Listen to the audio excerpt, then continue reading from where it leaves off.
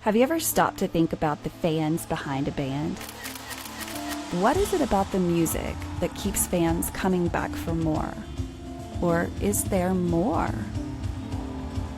My name is Renae Lipsmeyer, and I am the host of this podcast, The Space Between Podcast, the podcast where we talk about the fans of the Dave Matthews Band. Each week, a fellow DMB fan joins the show to discuss their journey with the band. Welcome to the Space Between Podcast.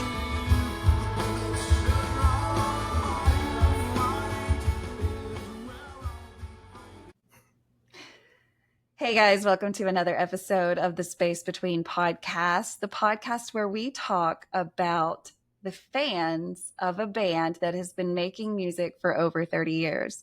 If this is your very first time to listen to the Space Between Podcast, welcome. I'm so glad that you have found your way here. So welcome. I'm so happy to be sharing these stories of the fans. We know that, Dave jokingly says he has 35,000 fans, but we all just show up to the same gig. And so I always say, I know that I have at least 35,000 stories to record. Will I be able to do that? No.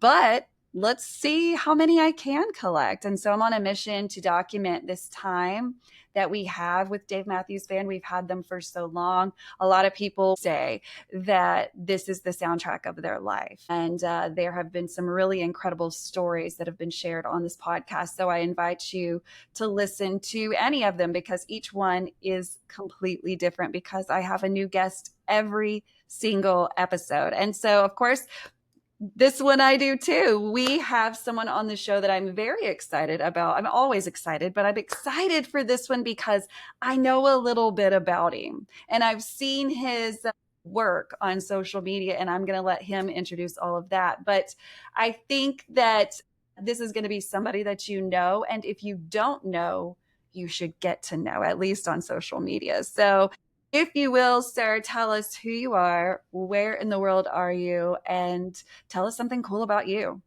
Hi, Renee. Thanks so much for having me on the podcast. It's wonderful to meet you as well. My name is Jack Saady. I'm a headshot and branding photographer in South Jersey, like 30 minutes or so outside of Philadelphia. I've been a photographer full time for around 20 some odd years. Wow. Long time. Wow. And I've been a Dave fan for probably, well, I hate to say, first time I heard Ants Marching back in 1993 or so. Didn't get to be like a really big fan until a little bit longer than 93, that's for sure. And I'm here to talk about Dave, the band, and a photo project about the stories and the fans of the band. You said that you heard Ants. And so was that something that was on the radio where you were? Like, is that how you ran across them?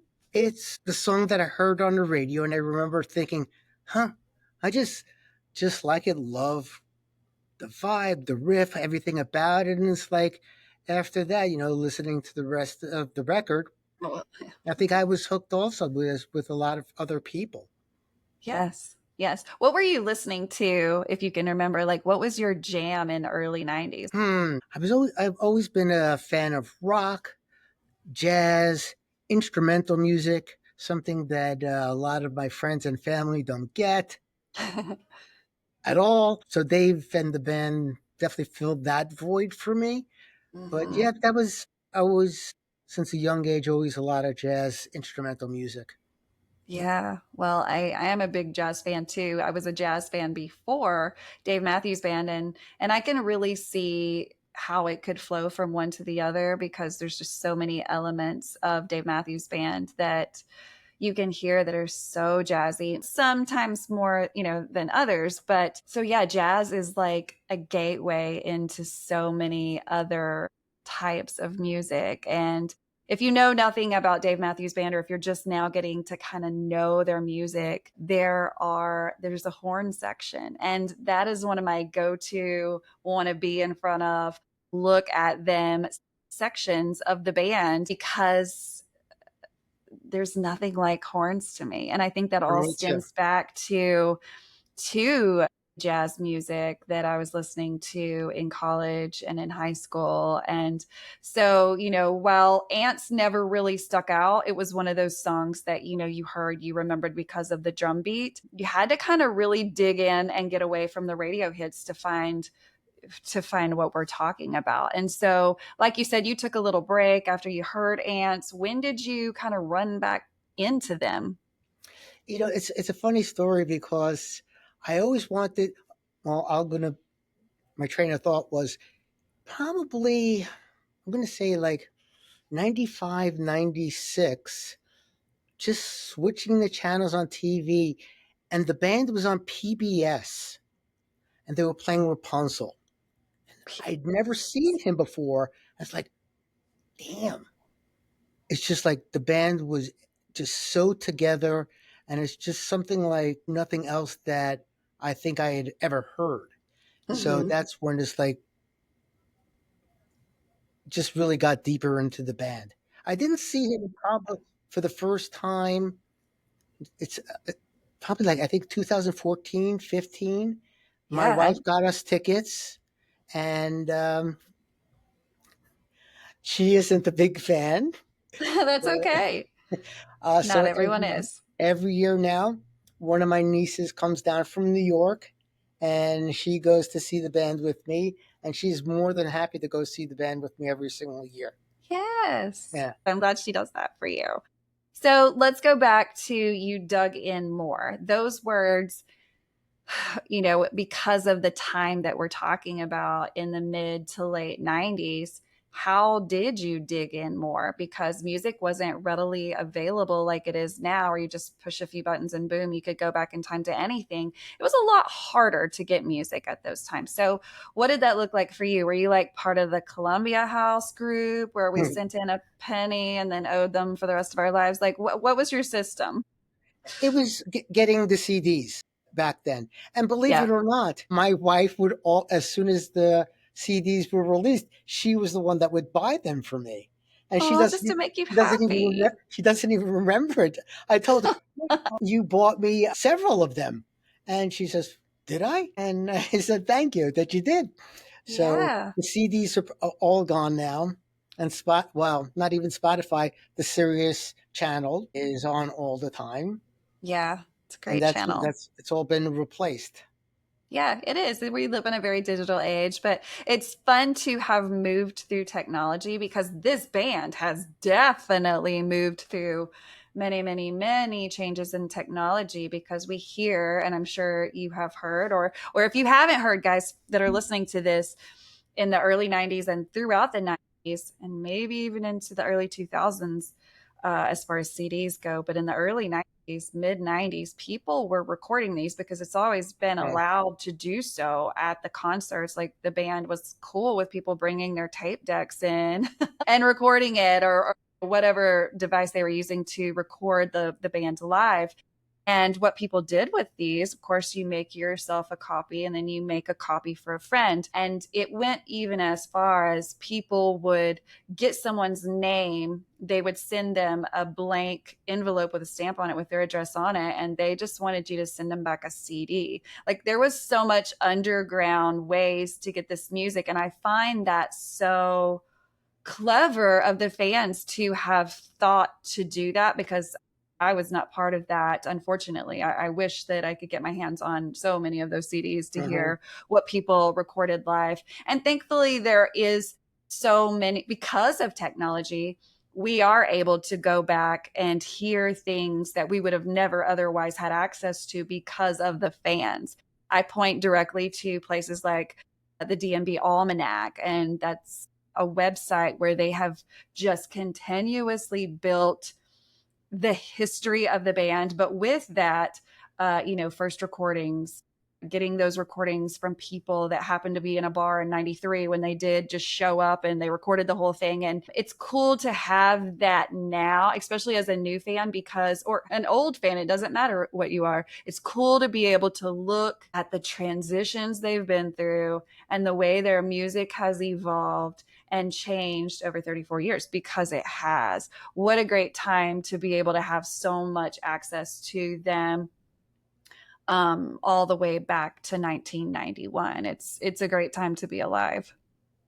It's funny because also another story that I have a friend that saw the band at a house party in the 90s. And I know someone else that went to school in Virginia and saw him all the time, at Wow. Miller's and stuff like that. And just like, he was just there all the time. Right. And it's like, wow, it's like nowadays, you just can't even imagine to see him in such an intimate type of setting.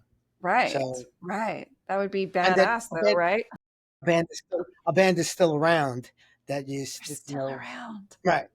I often hear people because I talk about Dave Matthews Band a lot. It's part of me. It's part of a big part of what I do. And I'm surprised by how many reactions I get where people go, the band from like the 90s, they're still out. Like people don't know. They Hmm. don't even know that they're Right. still out there and running full force all over the world. It's amazing, and what a rare thing it is to have a band have this type of longevity and still be so successful and still have not only the OG fans, but this is a generational band at this point. Grandparents are taking their grandchildren, and it's such a beautiful thing to be able to see how we're getting to share that music because it's such a gift. And yeah, it's not for everybody. I understand Right. that, but what a gift to introduce somebody to something that they may have never heard otherwise. Because we all know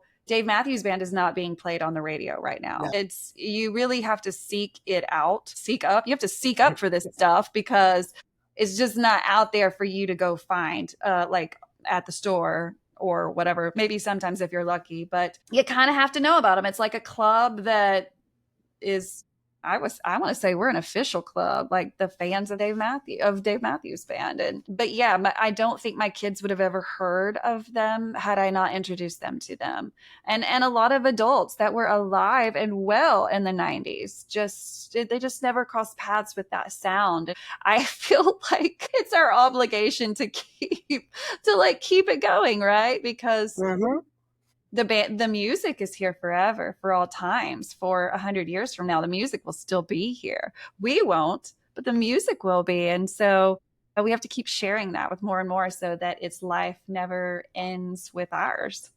And it's funny. Dentist that I go to, he always has Sirius Radio over his speakers, and I said, and he listens to like the Motown channel, and I said, "Don't you listen to the Dave Matthews channel?" And he says, "Dave Matthews has a channel." I didn't think he even had enough songs. Oh my God.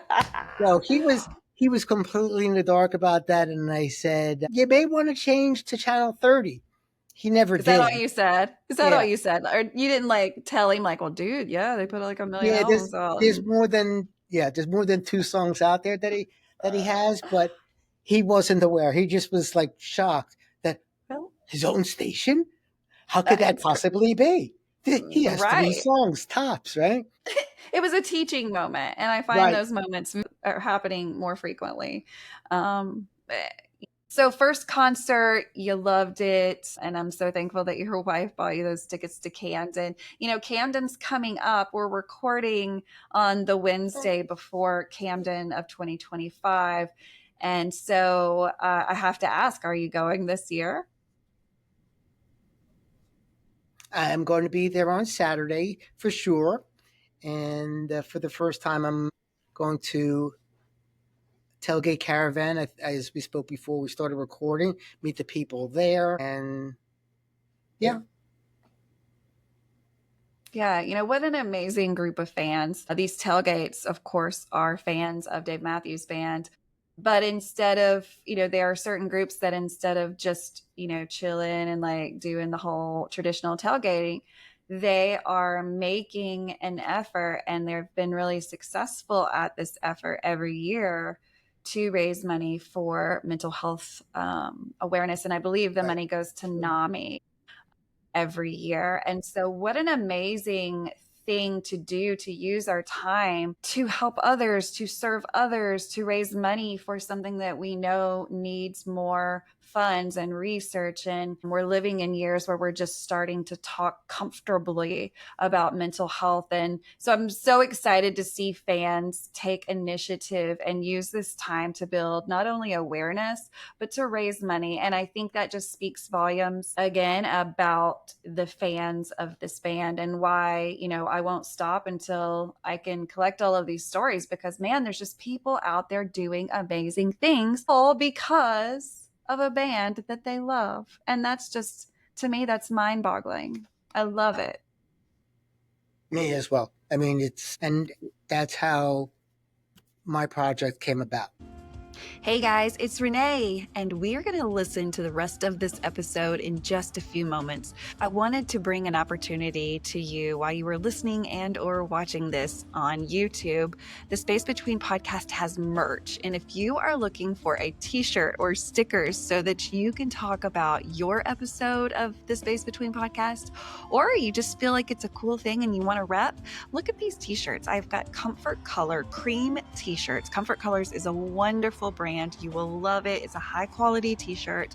On the back of the shirt, it simply says The Space Between podcast. It has a pig on the back listening to its favorite podcast, which is The Space Between podcast. So guys, if you're interested, hit me up on any of the socials, or the email for the podcast is simply Renae, which is spelled Renae, at the Space Between podcast, dmb.com. They're $25 and they'll be shipped directly to you. But for now, let's get back to the episode. So we have to talk about it. Tell me, what is this project? We mentioned it at the beginning of the recording. And of course, you said you were a photographer. So build us a picture, but I want you to go back to before this was ever a project. And how did you come to the realization that this is what you wanted to do? And then how did you start to do it? The project started once again, as I mentioned to you earlier, about ordinary people have extraordinary stories, and I came to realize that people with the band listening to the Sirius channel, some of the lead-ins were like, I've seen the band 200 times. There aren't many fans that see a band 200 times. That's an awful lot Right. of time to see anybody. I knew there had to be some good stories behind the people wanting to see a band that many times. So I think that's one that intrigued me, but also just something that I do outside of what I normally do for work. As I said, I'm a photographer, but it's something where I get to share stories about the band and their connection to the band, and also photograph people that maybe sometimes a little vulnerable, but we share the stories, and the stories so far of the people that I've photographed are just phenomenal. And they really are very forthcoming. They're very honest about what they've experienced on an emotional level, just on a lot of different levels. And I think Yes. that's what I'd like to share about this whole project is putting the stories behind the faces of a band like this. Mm-hmm. Mm-hmm. So how did you connect with people? How did you tell people that this is what I wanted to do? Mainly on Facebook and through the different Dave Facebook groups, putting out a call through my Facebook pages, my Instagram page. And originally, the first person that I photographed, she just by chance, years ago, she was a stylist for all the members of my family. Before she was single at the time, and she would tell me that she would always go see Dave, and she would go down to Florida to go see Dave. She would go cross country to see Dave. And even back then, I thought because I didn't get it just yet, Right. that she was the first person I reached out to. And yeah, she helped me spread the word a bit also with all of her friends. And hopefully it spirals even more, but she was an integral part of getting everything started with the project. I know that you've documented a lot of these stories on your Facebook page and, like you said, on the project page. And I've read through them, I've looked at the pictures, and the pictures are worth so much because you can tell, you can see the passion, you can see the love, you can see what this means to these people who have brought their individual things from home, their memories. How do they know what to bring for you to photograph them? Well, what I did, because I have to be somewhat organized in my life, I wrote a questionnaire that I sent out to people prior to me photographing them. So I Uh-huh. say, bring, if you have ticket stubs, you have t shirts, you have any bracelets. The one woman, she brought Carter's drumstick that she got. Yeah, Wow. one person, well, two people actually brought their kids. That one was his son's 8-year-old son's first concert, Madison Square Garden. So he's a future fan or aspiring fan. Yeah. So that it was fun to photograph the dad and his boy. Yeah. Right. So seeing that bond there, Yeah, and there we are, talking about generational band, it's a father teaching his kid and sharing these memories and building those bonds yeah, together through something that is so easily accessible, and every time our children hear Dave Matthews Band in the future, they're going to think of us, whether they love it or hate it. right. They're going to think of us. And so that's a thing that's going to last forever. And I think what you're doing is so incredibly cool. I'm so glad that you're doing that. Thank And you. guys, if you're interested in reaching out, we are going to attach a commercial through this episode and through every episode that you listen to. So you'll be able to get Jack's information in his commercials. So just listen for that. So, what is it about the band that's kept you this long? Like, why are you going to Camden this weekend when you've seen them there before? Why are you going back, Jack? No two shows are the same. You know That's that. right. No, no two shows are the same. I was discussing that with a friend of mine that he loves Rush, and he Yes, said when he was able to see Rush, every show's the same. People want to hear the same songs, and with Dave and the band, it's like it's just never the same. It's just never right. the same. We may have songs that are more of our favorites, but you never know what you're going to get. That's for sure. Exactly. Exactly. Every band has to throw in a couple of songs. Well, I feel like Dave does whatever the fuck he wants to do. But as a general rule, I think that bands across, the board have to throw out at least one hit, meaning for all those people that are coming to this concert for nostalgic reasons, I'm going to give you like one or two songs that are going to blow your mind, and you've already named some of those.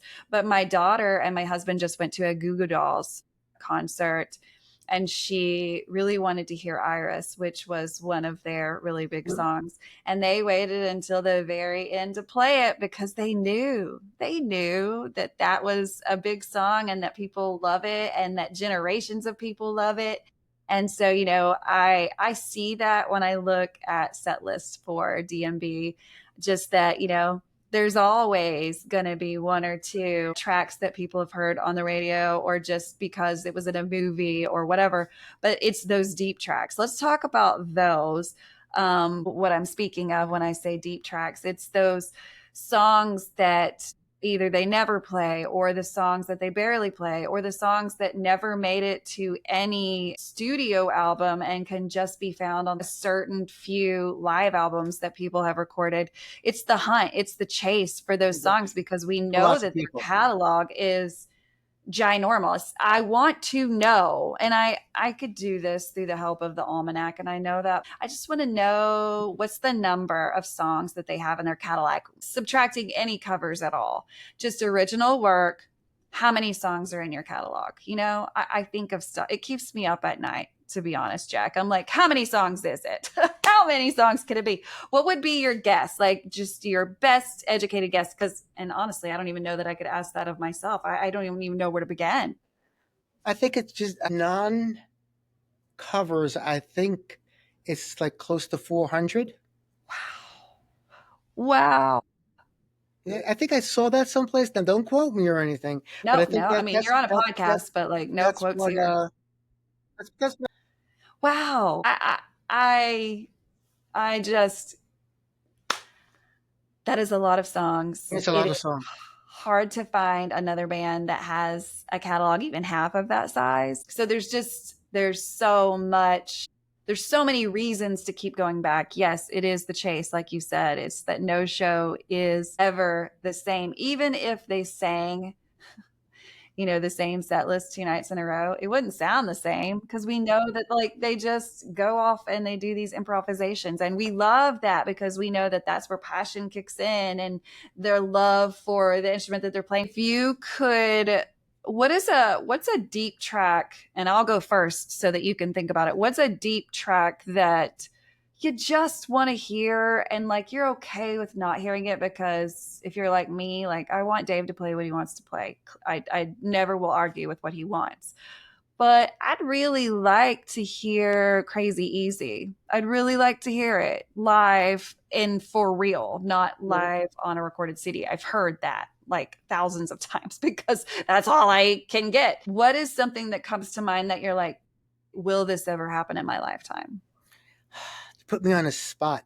Uh, I did, m- and it's okay to not have an answer. my There's my 400 question, songs. right? My question to you is there a song that you don't like to hear?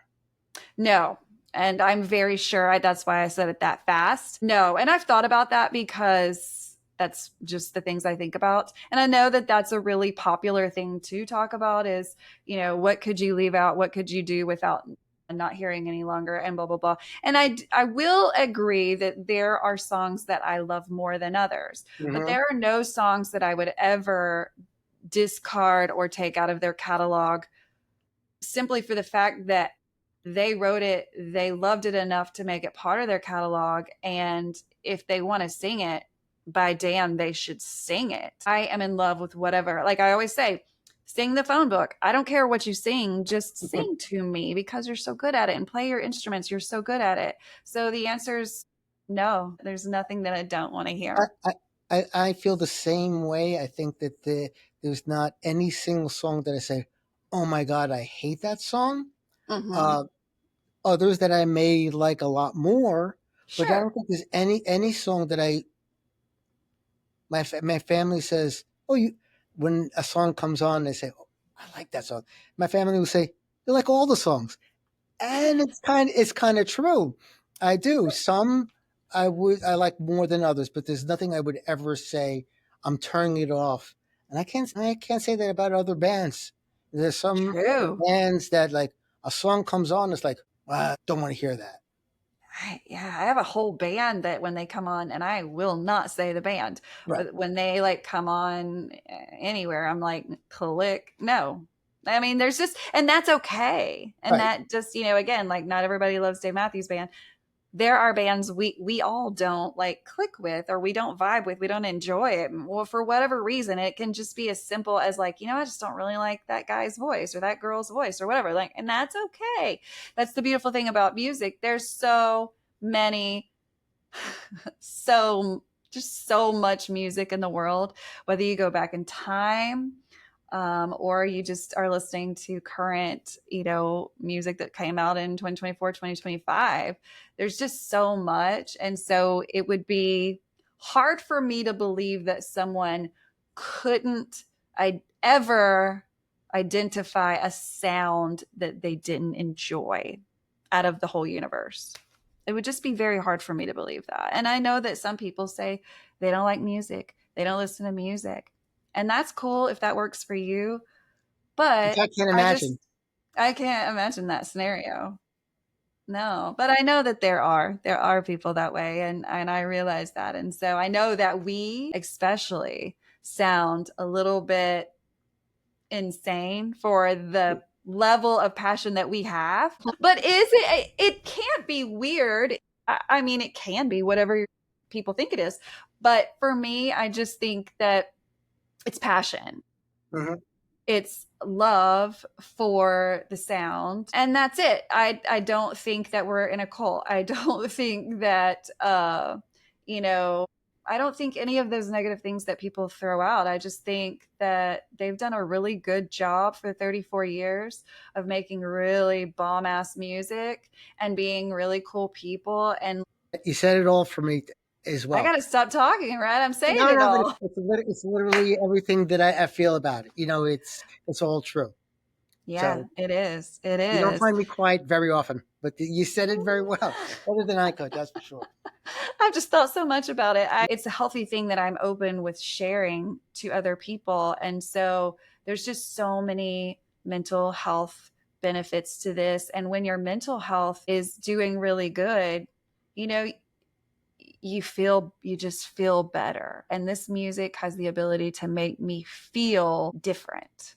And, I know a lot of people feel that same way. And um, I don't think that's crazy. I don't. I think that that's scientifically proven medicine. I do. I do. And that's why I have this show, is so that we can talk about those scenarios, because no one comes on the show and just says, "Yeah, I just like this band." And that's the end. Like, Right. it doesn't go that way. There's always a Mhm. reason, and there's always connections, and it goes in every direction. It's people in every direction, right? I just love collecting these stories. I love that you are also doing the same thing, collecting stories. And I'm excited. I'm just so excited to find somebody that is doing, like I call it, it's the good work, right? It's good work. Well, thank you. It's for the greater good. It's a passion project. And, this will live on forever now because of you, on people's walls and in people's memories. Well, I am in the South Jersey, Philadelphia area, and at this point, my outreach is limited to people that are Of course. traveling to me. So my thought, as I'm in the process of getting a website started with the photographs and the people's stories, but I was thinking, work with me on this one, just to collect stories and have a separate part of the website of just stories that people are not able to, they can't get to me or I can't get to them. If things go well, I would like to travel to different cities to photograph people. I mean, Yeah, part of of my course. thought was to go, not necessarily this year, but sometime go to the gorge and set up some type of photo booth ahead of time. And I know I would have a lot of takers, Oh, gosh, but yes. to try and gather people and the stories prior to going out there, even if it's here in the Camden, Philly area, to do that ahead of time. But I really think the stories that I've gathered so far, and I'll share that with you once the website goes live, are just they're just wonderful. I mean, they really are. Right. Even if it had nothing to do with the band, it's just like how someone could feel passionate about something, and it's just the stories on how it Mhm. makes them feel, their how it makes their kids feel, the connection with a father and his son, an 8-year-old boy. I don't think there's a lot of 8-year-old boys that would have that type of connection with their father if it wasn't for something as strong as this. So Right. I agree. I for me, agree. it's all about the story and putting the It is. face to the story. Thank you so much for doing that. Because this side of it, we're getting the stories, but it's kind of a faceless story unless you're watching this on YouTube, which if you're listening to this and you didn't know that you could actually watch this, you can just go to YouTube. It's under the Space Between podcast, and most of my episodes are there. So Jack, first I want to thank you so much for being willing to be on this show. It does take people, as you know, to come forward and offer to tell their story. This has been such a delay, and I'm so excited that for the things that you are doing. And I know that the listeners of this Thank you. podcast will be really interested. So, I'll share a website link of just, it's going to be dmbphotoproject.com once it's live, but I'll share that with you and your listeners when everything is set. Perfect. Yes, we'll update the commercial that's rolling through each podcast now to let you know that the website is live. So, of course, that means you just got to keep coming back for more. Each episode is a different fan of Dave Matthews Band to share their story, whatever that looks like. We're interested in knowing more and documenting this time because no one wants to be reminded, but I will remind you to cherish this time, to love this time, because it will not be part of your life forever. We're all getting older. Like it's just it's something that we need to cherish and document, and that's exactly what I am doing, and I know that Jack is doing as well. And I love the fact that you and I have now some people in common with your Yes. podcast and my project. So it's like everyone will start being one really big family. Yes, and I love it so much. Me It's just too. we keep extending our community, Yes. and that makes me really happy. I don't think you can ever know enough people. There's no end in sight to the amount of people I want to talk to about this. Each story gets me fired up in a different way. And, I've loved your story because I really understand what you're trying to do. And I'm just so thankful that there are other people alongside of me in the world that are thinking the same thing that I am thinking. It's just we've got to document this. It's our only way back, right? Mhm. Photography and video, all these things. It's the only way back to the past because we can't get there unless we document it. And so, Jack, thank you so much for Thank being on you. the show. If you're interested in sharing your Dave journey, like we've said, it's super easy. Reach out to me on any of the socials: Facebook, The Space Between Podcast; Instagram is the space between underscore pod. TikTok is the space between podcast. And my email is very easy now. It's Renae, which is Renae at the space between podcast, dmb.com. And that should not be hard to remember. So send me a message if you're interested in being on the show. Or if you just have more questions, that's cool too. I know it's hard to come on a podcast and talk to a stranger, but Jack did it. Jack did it, and so many before Jack. So, Jack, thank you so Thank much. you. And guys, until the next episode, peace, love, and Dave Matthews Band. Thanks a lot, Renee.